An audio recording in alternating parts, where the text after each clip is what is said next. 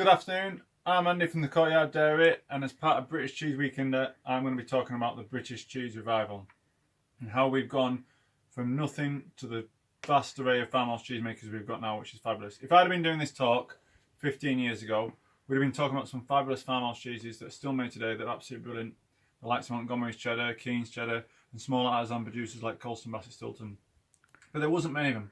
The British cheese industry was on farm was very small and very negligible. It was kind of not really existing. But in the last 15 years, we have seen a resurgence. At the Courtyard Dairy, we do about 35 cheeses, of which 33 have come about since the year 2000. And that's really what I'm going to cover, is this resurgence in farmhouse cheese making that's made British cheese industry a bit more vibrant, a bit more exciting. It all started for me and at the Courtyard Dairy about 12 years ago. I was working with my wife Kathy, who's behind the phone today, in a very posh restaurant. I can smarten up a little bit, believe it or not, in the heart of Edinburgh. We had an amazing cheese board, and there was only one Scottish cheese on there. And at the time, there was barely a couple of Scottish cheesemakers making cheese on their farm in Scotland. And so we went to visit that cheesemaker, a guy called Humphrey Harrington, who was a really eccentric little chap making this cheese called Lanark Blue. And he was based just outside Edinburgh. And he was making cheese from his own 200 sheep that he was milking by hand. And he made a really interesting cheese that was completely unique to him and a real expression of his farm. And that kind of caught my eye, so that kind of got the cogs going. And we thought, well, we'd like to learn a little more about this. So I went abroad to France, studied cheese and training in France, then worked in London, then in Bath. And then about 7 years ago, my wife and I decided to return back north. She wants to start a family or something, some minor detail. And we set up the Courtyard Dairy. And that was with a remit really to be part of championing farm-made British cheese. And we're really proud to be part of that resurgence. And that's really what I'm going to cover today. And one of the interesting things about the Dales where we are here, we're right on the edge of the Yorkshire Dales, is once upon a time, there was 2,000 farmhouse producers. And one of the things I love about farmhouse cheese is every single farm makes a different cheese. I like to compare it to baking a cake. You know, if you go home and you make a cake, if I give somebody next door to you the exact same cake recipe, the exact same equipment, the exact same time, they'll make a completely different cake. And that's what you get with farmhouse cheese. But when there was 2,000 farmhouse Wensleydale cheesemakers, each one of them was making a slightly different version of Wensleydale. And some would have preferred some and some would have preferred others. And the differences weren't just by them being next door to each other. They were amplified because they have different breeds of cows, they have different pasture. They did have different equipment. Like you might have different cake pans and different ovens, they have slightly different equipment to make their cheese. And all that means, those little nuances, even though they were all making Wensleydale, they all turned out slightly different. And what we've seen as part of the British cheese resurgence is an example of that. 4 years ago when I set up here, there wasn't a cheesemaker on the farm within 20 miles. There's now 4. And we're going to look at 2 of these now. We're going to look at Old Rome. So up until about 9 months ago, they weren't making cheese. Their cheese went to Wensleydale Creamery. Their milk went to Wensleydale Creamery, and it was used to make factory-made Wensleydale up there, which is a fabulous little cheese. But about 9 months ago, they got a leader grant from the EU and decided to make their own little cheese. And they made a Wensleydale recipe that's actually exactly the same as the one beneath it, the Felstone. And this is one of the great things. So they made a Wensleydale recipe and used their own milk. And I'm going to put cheese iron in it now and get a little sample for you, just have a little taste. So what they have done is they're making on their farm with their own milk, Sam and Ben Spence and their brother Adam.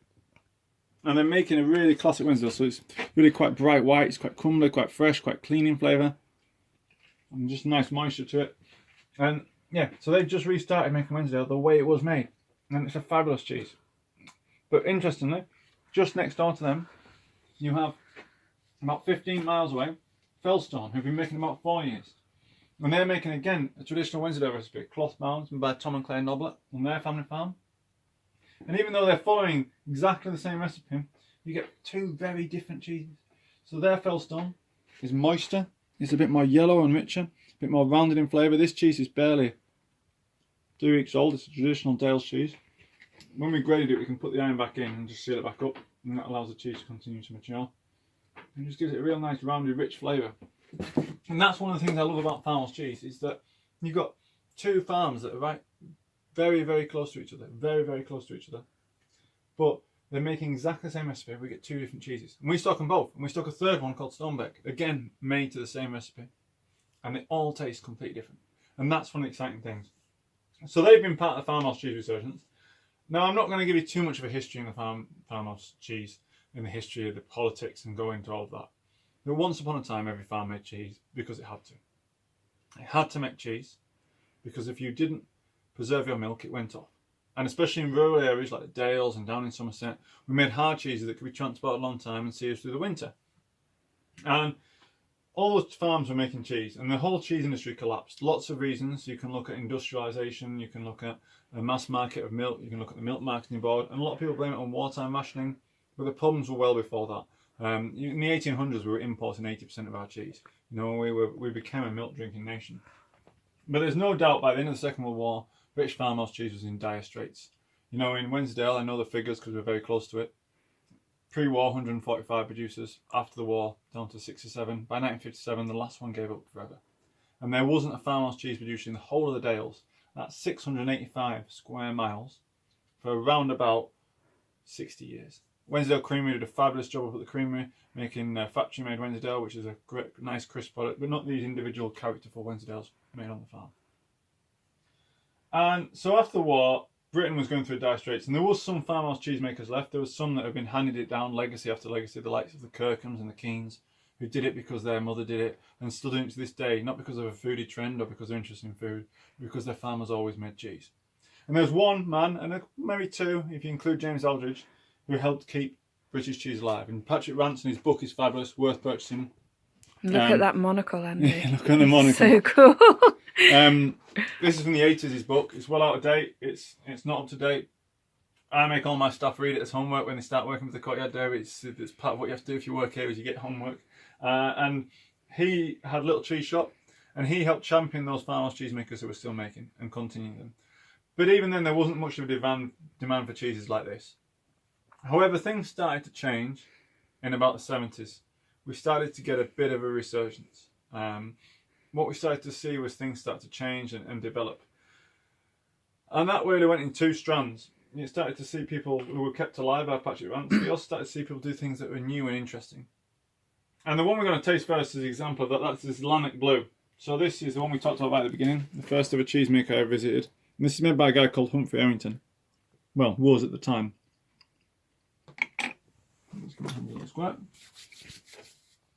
And Humphrey uses sheep's milk. He decided he looked at the way cheese was being made traditionally in the north of England and Scotland, and they were made with sheep's milk.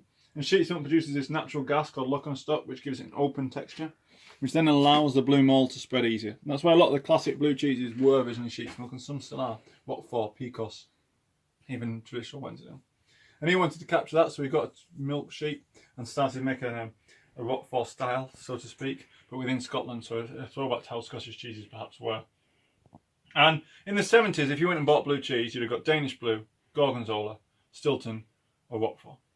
And nowadays, if you go to a deli or a farm shop or even a supermarket and you look at the blue cheeses, there's a massive range of British blue cheeses. Like larger scale ones like Blacksticks and Shepherd's Purse ones, but also small artisan ones. But when Humphrey set out, there was nobody, really, and he was really part of a pioneer, really a trendsetter in making different blue cheeses in Britain. But that modern British cheese revival started to gain pace a little bit throughout the 90s. Now, there's lots of people who would argue there's lots of reasons for it. Now, one of the reasons perhaps is somebody like Keith Floyd got on TV, started promoting British food, the campaign for Real Ale, Borough Market, farmers markets, all started to gather a good food guide and more good restaurants. But what was a key factor is alongside that, you had other people promoting it within the industry, the likes of Neilsdale Dairy and James Aldridge and Patrick Rance were promoting it, and Juliet Harbert.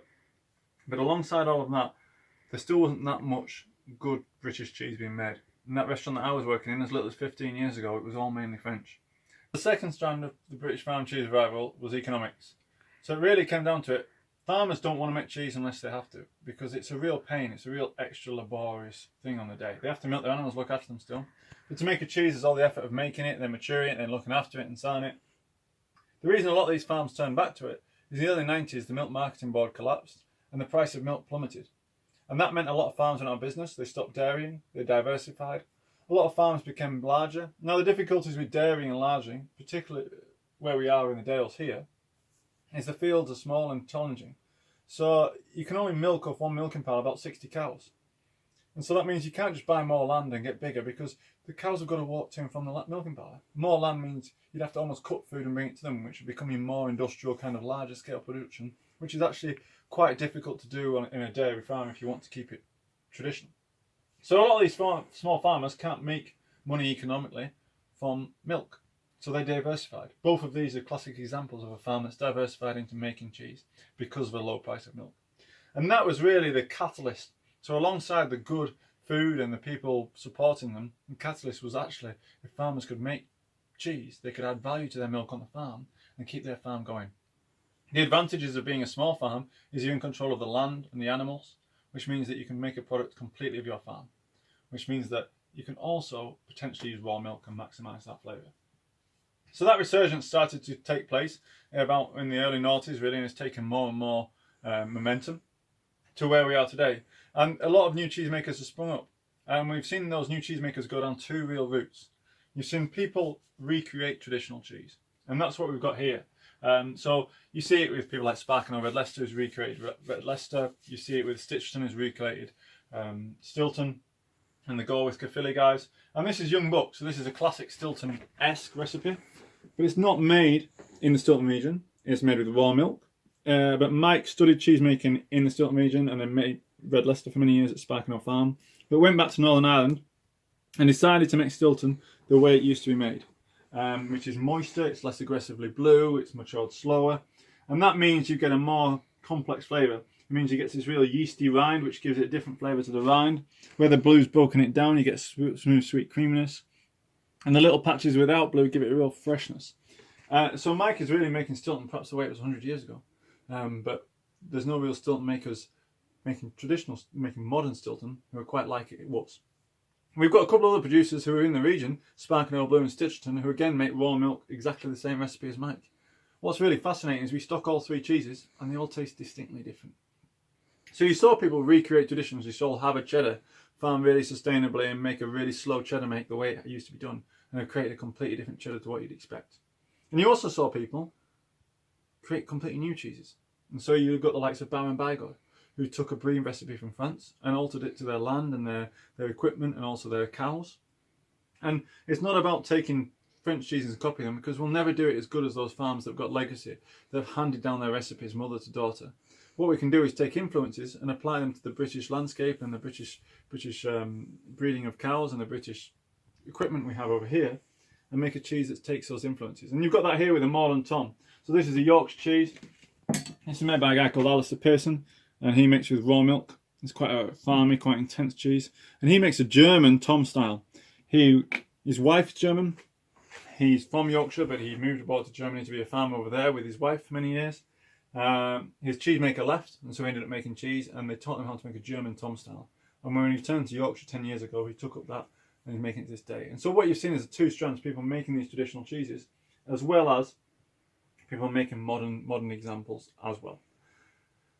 And that's where the British cheese industry has gone at this moment. So we have seen this massive resurgence and a massive range and increase of traditional farm cheeses. And we're proud to be part of that and have been part of that. And I've hopefully encouraged farmers to set up. But it is a very fragile industry, and it is a very fragile industry that's worth supporting. Pre-war, there was 145 farmhouse Wensleydale producers. Now there's 3. They need your support. Without it, they won't exist. And I think farmhouse cheese is worth supporting for lots of reasons. A, it's part of our social history and culture. B, once this knowledge is lost, it's hard to rebuild. Graham Kirkham is a fabulous Lancashire cheesemaker. One of the reasons he's one of the best is he learnt off his mum. And he felt that curd. And he altered, and he's done it alongside his mum for a long time. And she did it with her mum before that. And that knowledge passed down is very easy to gain and to learn and to experience.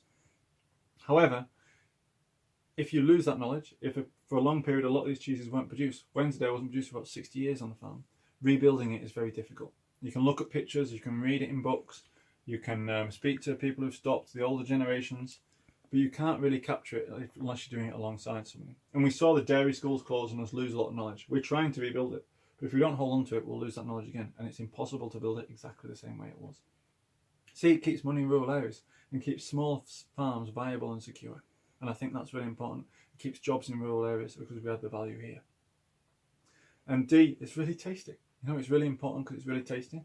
And finally, if you're adding value on the farm, you can farm more ethically and sustainably because it's not about the lowest price of milk. It's actually about creating a product which tastes really good. And that includes more ethical, sustainable farming practices and heritage breeds. So I think farmhouse cheese is worth supporting this cheese revival as part of this. And this is what British Weekender is about. It's about supporting this cheese revival. Because if we don't, it will go. we will lose it. You know, and it's not just about buying cheese from me at the Courtyard Dairy. It's about buying cheese from your local retailer, from somebody whoever supports farmhouse cheese. Diversity is key, not just in cheese retailers and cheese producers. I want 4 farmhouse Wensleydale producers. In fact, I want a dozen, you know, because they'll all be different and they'll all be made locally and they'll all be, people will prefer different ones. And the only way we can do that is if you buy and eat cheese. It's not too hard to do, but that's my key message, is buy and support traditional farmhouse cheese from your local retailer wherever you can. Thanks for listening, and carry on supporting British Cheese Weekender. Jenny Linford's up next, and she's doing a fabulous thing about some endangered cheeses and how to keep them alive. Cheers!